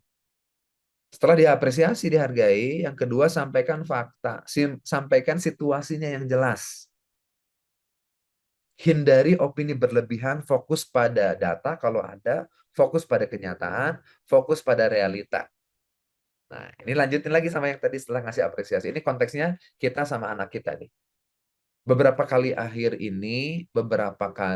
atau akhir-akhir ini, kamu pulang lebih dari jam yang kita sepakati loh nak. Misalkan hari Selasa dan Jumat kemarin, bahkan tanpa ada kabar sama ayah, sama ibu. Ini situasinya nih. Ini situasi yang kita pengen ngasih tahu bahwa kayak gitu tuh nggak kurang baik, kurang tepat. Maka sampaikan faktanya, sampaikan situasinya dengan jelas. Hindari opini berlebihan. Fokus pada kondisi situasi bukan pada pribadinya, agar dia tidak merasa disalahkan. Yang ketiga, ungkapkan kebutuhan dan kekhawatiran kita. Gunakan bahasa saya atau kami agar terdengar bertanggung jawab, bukan menyalahkan. Ayah atau ibu tuh ingin kamu memberi informasi terlebih dahulu. Ini yang kita butuhkan, ini yang kita khawatirkan. Ayah atau ibu ingin kamu kasih tahu informasi terlebih dahulu kalau ada perubahan rencana dari atas yang sudah kita sepakati sebelumnya, supaya ibu, supaya ayah tidak cemas dan bisa menyesuaikan. Nah, ini ungkapkan kekhawatirannya, kebutuhannya, agar dia juga jadi paham gitu, agar dia tidak merasa diatur. Nah, sampai sini dulu ya. Ini ada 5 stepnya nih. Ini baru 3 step. Mulai dengan apresiasi, sampaikan situasinya, faktanya, datanya kalau memang itu ada. Data, fakta ini berlaku nih kalau di organisasi nih. Leader sama staffnya. Misalkan faktanya ada beberapa dalam 1 pekan terakhir, saya melihat, saya sebagai leader misalkan, dalam 1 bulan terakhir, saya melihat apa namanya absensi kehadiran di bulan kemarin 3 kali terlambat ya. Ada 1 kali hadir tanpa keterangan. Nah, ini adalah data dan fakta situasinya. Mulai dengan apresiasi, sampaikan situasinya, ungkapkan apa kebutuhan kita. Kita sebagai orang tua kepada anak, kita sebagai leader kepada staf kita. Yang keempatnya, ajukan ide masukan. Asertif bukan berarti menawarkan asertif berarti menawarkan beberapa jalan keluar, bukan hanya ngeluh. Bukan hanya ibu kecewa sama kamu nak, ibu marah, bukan hanya kayak gitu, tapi ngasih solusi. Gimana kalau sebelum keluar rumah, ini solusi yang ditawarkan nih, disepakati bargainingnya di sini, negosiasinya di sini. Gimana nanti nak, kalau kamu mau keluar rumah, kamu informasikan terlebih dahulu perkiraan waktunya, kapan, jam berapa, pulang jam berapa. Dan kalau ada hal yang mendadak di luar prediksi yang sudah ditetapkan, disampaikan, kamu tinggal kasih pesan singkat biar kita sama-sama tenang. Ibu, Bapak juga jadi ngerti kamu lagi di mana, kamu juga ada acara mendadak apa, biar kami juga bisa tetap tenang, gak khawatir. Ini ide masukannya. Terakhir, tutup dengan penguatan harapan, tutup dengan harapan positif. Ibu yakin kalau kita saling bisa jaga komunikasi seperti ini, kamu bisa tetap bebas beraktivitas, dan keluarga kami juga di rumah akan merasa aman. Nah, ini urutannya nih Bapak Ibu ya, urutannya ya. Mulai dengan apresiasi, sampaikan fakta situasi, ungkapkan kebutuhan kekhawatiran kita, ajukan ide masukan kita, penguatan harapan. Contoh nih ya, ini penutup kita. Misalkan, ini situasi di rumah. Situasinya kayak gini nih, misalkan ada kondisi nih, ada episode dalam kehidupan kita, situasinya adalah selama beberapa minggu terakhir, suami sangat sibuk dengan pekerjaannya. Ia sering pulang malam, bahkan di akhir pekan masih membawa pekerjaannya ke rumah. Istri memahami tanggung jawab suami, tetapi ia mulai merasa sendiri, sang istri. Rindu berinteraksi, dan membutuhkan waktu berkualitas. Ia, si istri, tidak ingin ngeluh, tapi juga tidak ingin menyalahkan. Tidak ingin memendam perasaan, yang akhirnya berubah menjadi kejengkelan. Nah, paham situasinya ya, ini contoh nih. Paham situasinya, jadi suaminya sibuk banget, pulangnya malam terus, kadang akhir pekan juga bawa pekerjaannya ke rumah, hingga interaksi bersama istrinya itu menjadi sangat sedikit sekali. Istri udah mulai apa namanya ya, nggak enak gitu kan. Gimana cara ngomongnya nih seorang istri? Apa langsung nyalahin? Jangan-jangan konflik ini terjadi karena langsung nyalahin. Kamu ini gimana sih? Emang nggak bisa ngatur waktu? Ini kan waktunya di rumah. Please lah, jangan dibawa ke rumah. Nah, kalau memang itu bicaranya sudah seperti itu, intention niatnya juga pengen nyalahin dia, nggak pakai loving kindness tadi itu, yang terjadi adalah kerunyeman. Suami akan membela diri. Emang kamu nggak tahu aku kayak gini kan untuk keluarga, untuk kamu. Ah, dia akan membela diri. Nah, kita jadikan ini example, Bapak Ibu sahabatku semuanya, dengan kondisi yang seperti itu, jikalau Anda menjadi istri dalam kondisi ini nih, Anda menjadi istri dalam situasi sebagaimana ada di layar, kira-kira gimana cara menyampaikannya secara asertif, tanpa menuntut, tanpa menyakiti, tanpa menyalahkan perasaan suami. Ya kita mengupayakan apa-apa yang bisa kita upayakan, pakai cara yang tadi urutan-urutannya. Mungkin akan menjadi seperti ini, ingat, awali dengan apresiasi. Misalkan kalimatnya kan bisa macam-macam, tapi mungkin kalau bisa saya kasih contoh, mungkin kalimat apresiasi ini akan seperti ini yang singkat, Mas. Aku sangat menghargai usaha dan kerja kerasmu selama ini. Aku tahu kamu sedang memikul tanggung jawab besar dan tetap berusaha melakukan yang terbaik untuk saya sebagai istri kamu, sebagai untuk anak-anak dan untuk keluarga kita. Apresiasi. Sampai sini bisa dipahami ya, bisa dibayangkan ya, diapresiasi dulu. Yang kedua, sampaikan faktanya, sampaikan situasinya, sampaikan keadaannya. Aku perhatikan beberapa minggu ini kamu sering pulang larut dan banyak waktu kita yang terlewat tanpa benar-benar sempat ngobrol. Ini situasinya.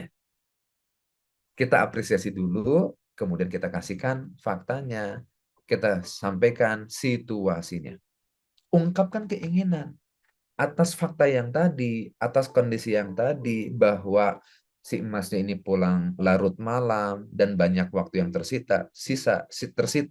Apa ungkapan keinginan kita sebagai suami, sebagai istri?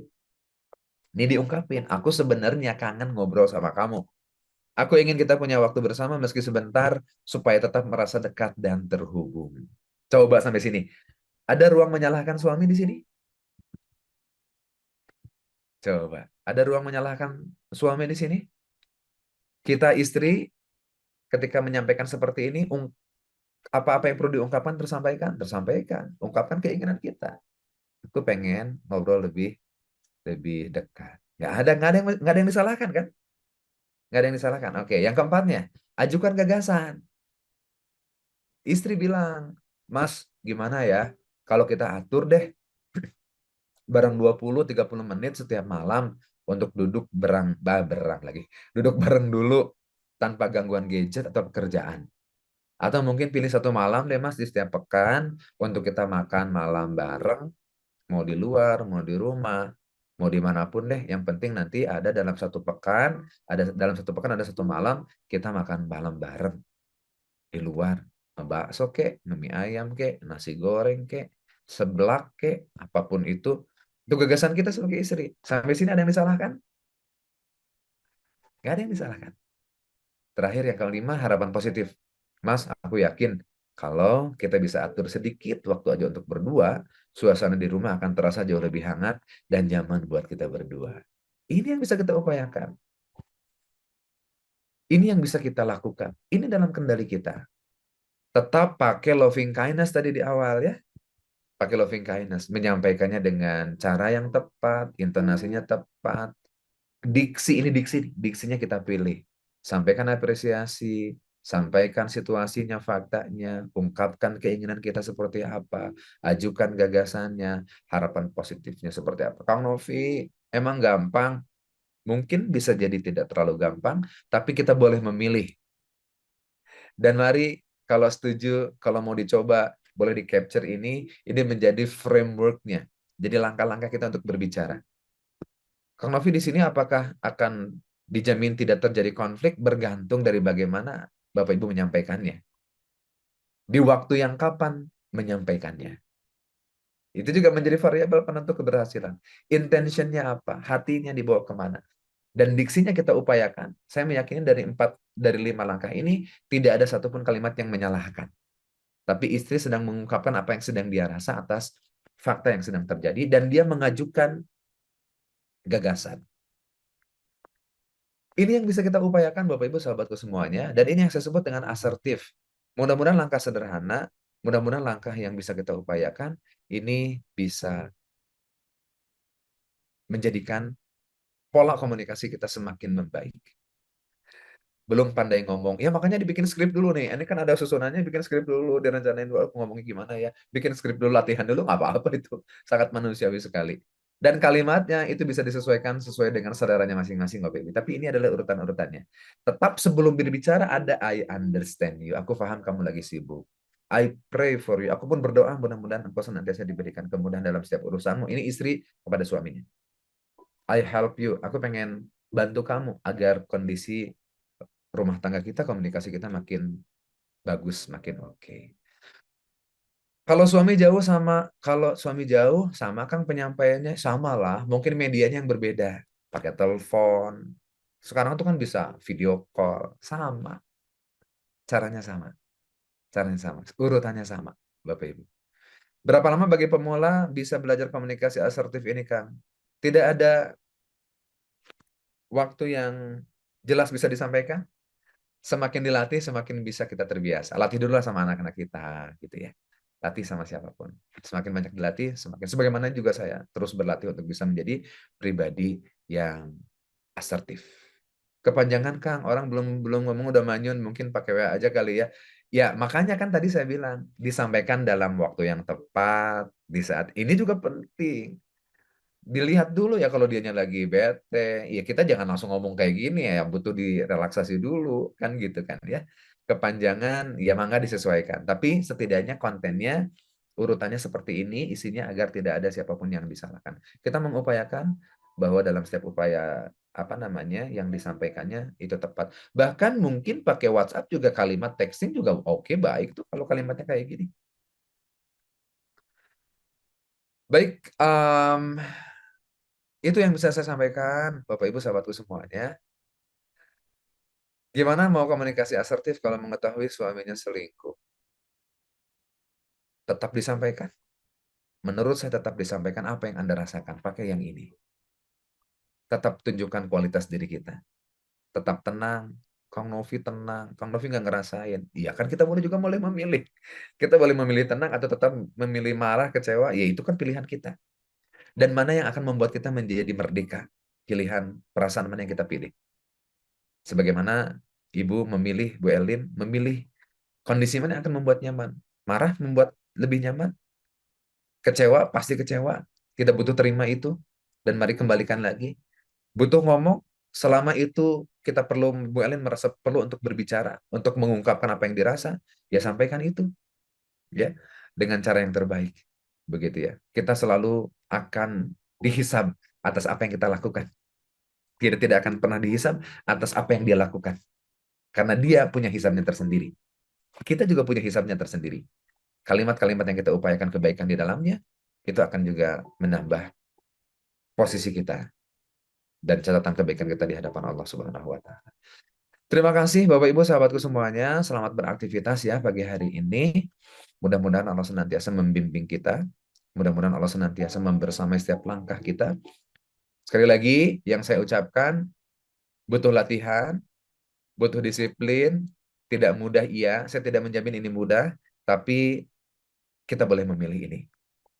Dan izinkan diri kita untuk belajar untuk memilih berkomunikasi asertif. Sebagai kalimat penghujung yang bisa saya sampaikan, Bapak Ibu sahabatku semuanya, mudah-mudahan kita senantiasa diberikan petunjuk oleh Allah Subhanahu wa taala dan mudah-mudahan kita selalu menjadi pribadi yang selalu jujur. Karena saat kita menyampaikan secara jujur apa-apa yang dirasakan, apa-apa yang difikirkan dengan lembut, itu akan lebih mudah diterima dibanding diam yang menyimpan luka. Hatur nuhun, selamat beraktivitas.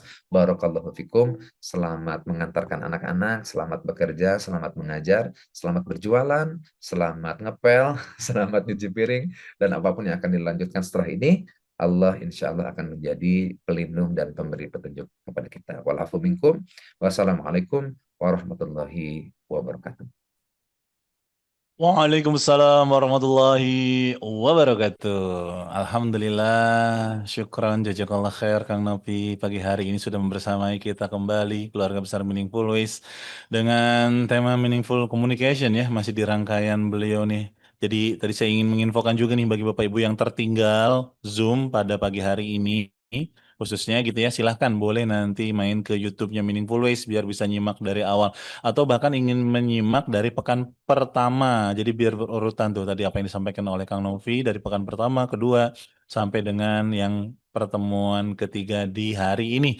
Jadi insya Allah itu materinya sebuah rangkaian dan kalau misalkan kita bisa memahami gitu ya, minta petunjuk kepada Allah, insya Allah kita bisa praktekkan ya untuk jadi wasilah komunikasi kita lagi semakin baik lagi dengan orang-orang sekitar kita, dengan orang-orang yang kita sayang gitu ya. Dan tadi Kang Novi itu indah banget ya di akhir-akhir menyampaikan kepada kita bahwa pada akhirnya kita akan dihisap dengan apa yang kita lakukan dan kita nggak akan dihisap dengan apa yang dia lakukan. Jadi fokus sama yang ada di dalam kendali kita gitu ya. Sisanya kita bertawakal kepada Allah. Dapat manfaat pagi hari ini Bapak Ibu, Ayah Bunda sekalian? Boleh dong sekali lagi responnya di kolom chat. Dapat sesuatu, manfaat atau manfaat banget?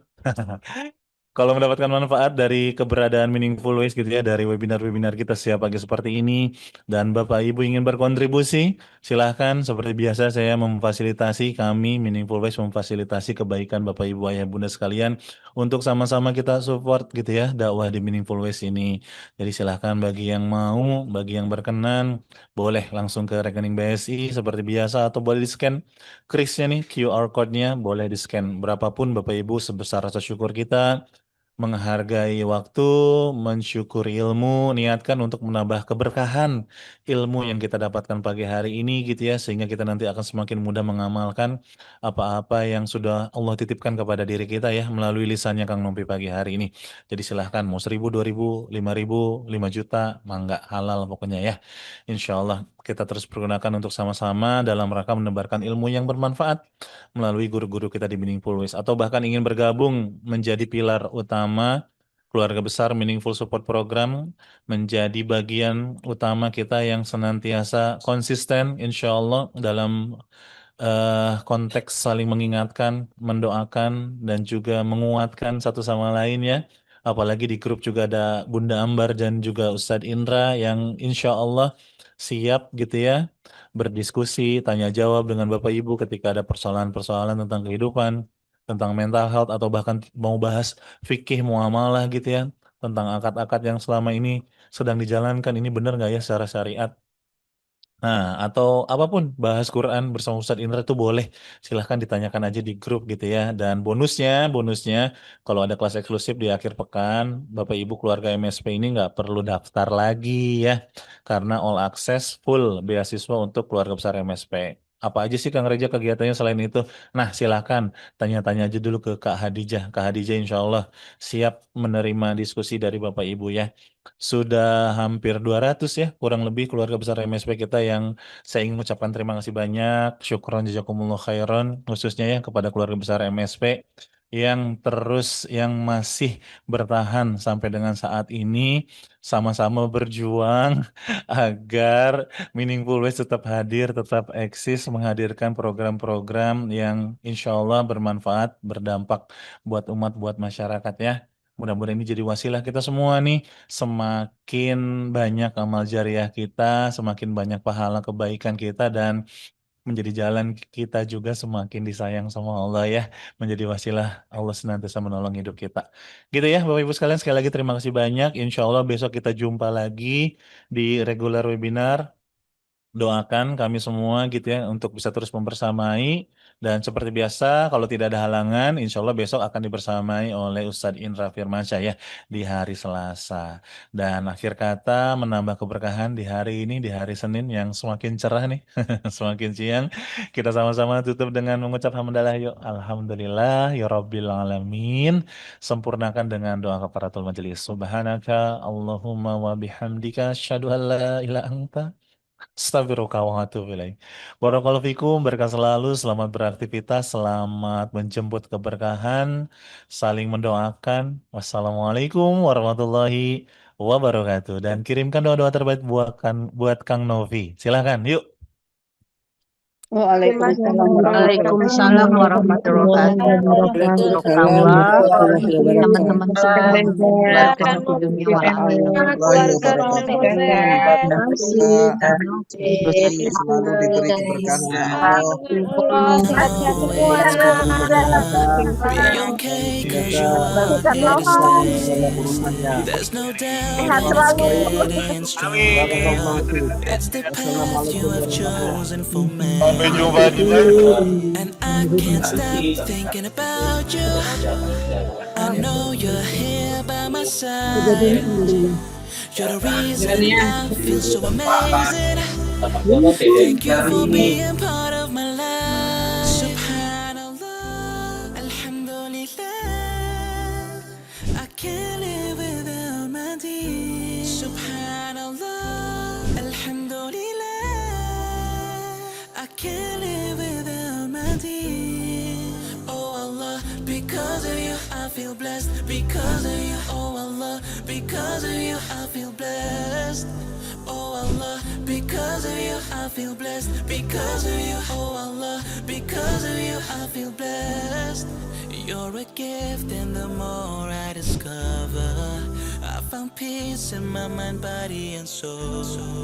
Through your light, I can never be broken. You're my shelter in the time of storm. And I can't stop thinking about you. I know you're here by my side. You're the reason I feel so amazing. Thank you for being part of my life. Subhanallah, Alhamdulillah, I can't live without my deen.